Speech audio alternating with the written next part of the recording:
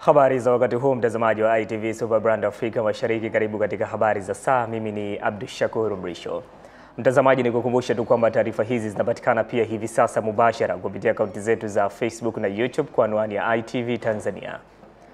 Mkuu wa wilaya ya Chake Chake Pemba Mgeni Khatib Yahya amefungua mpango wa Rais wa Jamhuri ya Muungano wa Tanzania Daktari Samia Suluhu Hassan, mkakati wa kampeni ya kitaifa ya msaada wa kisheria yenye lengo la kusaidia upatikanaji msaada wa kisheria kwa watu wa familia zisizokuwa na uwezo mkoa wa Kusini Pemba. Hivyo nyie wasaidizi wa sheria ni daraja muhimu sana katika kuwafanya wananchi waweze kujua na kuzitumia sheria zilizopo.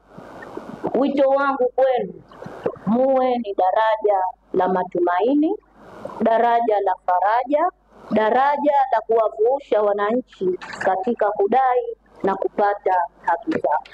Ya msaada wa kisheria Mama Samia kwa ajili ya kuhakikisha tu kwamba wananchi wetu wanafikiwa wote ambao walikuwa pembezoni, lakini wanawake, watoto na wale wote wenye mahitaji maalum, hususan na wasiokuwa na uwezo.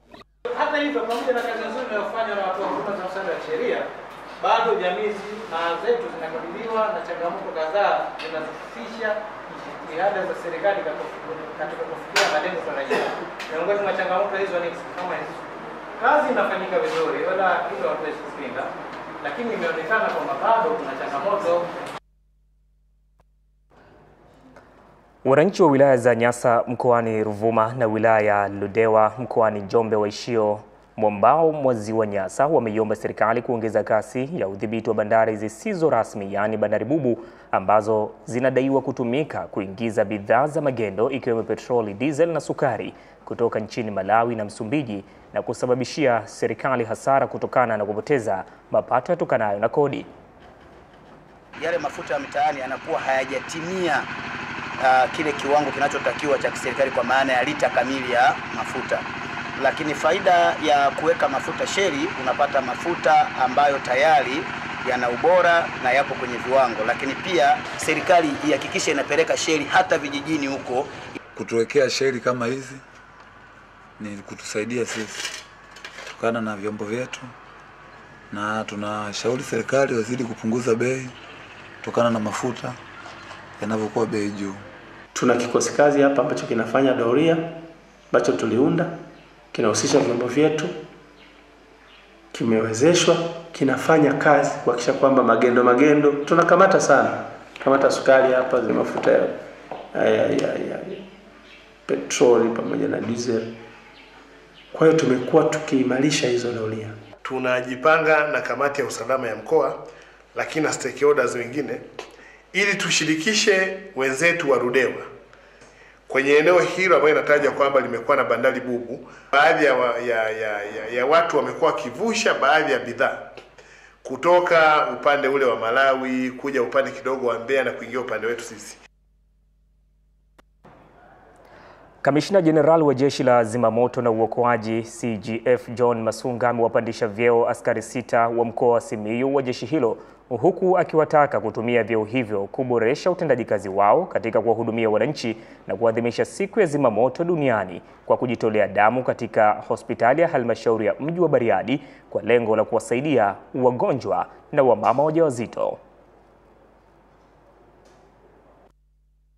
Tunawategemea mkavitumie vyeo hivi kuboresha utendaji kazi wenu kwa maslahi mapana ya taasisi yetu hapa mkoani Simiyu, lakini kwa maslahi mapana ya jeshi kwa ujumla wake hapa Tanzania.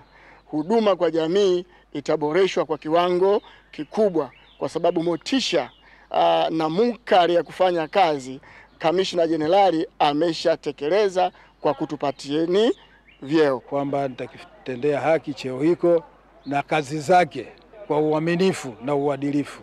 Ninachoiahidi Jeshi la Zimamoto na Uokoaji ni kufanya kazi kwa bidii, kuihudumia jamii ya Wanasimiyu, na popote pale ambapo nitapangiwa majukumu niko tayari kuyatekeleza kwa weledi wa hali ya juu. Sisi kama Jeshi la Zimamoto na Uokoaji tunao wajibu wa kimsingi kuhakikisha kwamba tunatoa misaada ya kisamaria kwa wananchi wanaotuzunguka. Na kwa kufanya hivyo sasa Leo hii askari wa Jeshi la Zimamoto na uokoaji wamechangia damu, lengo ikiwa ni kuokoa maisha ya watu. Kutokana na kwamba upatikanaji damu unakuwa ni wa shida, kwa tunategemea damu kutoka kwa jamii. Kwa hiyo tuko na Jeshi la Zimamoto ambao wamejitolea kutoa damu na tunawashukuru sana kwa kweli, na tunaomba waendelee na moyo huo.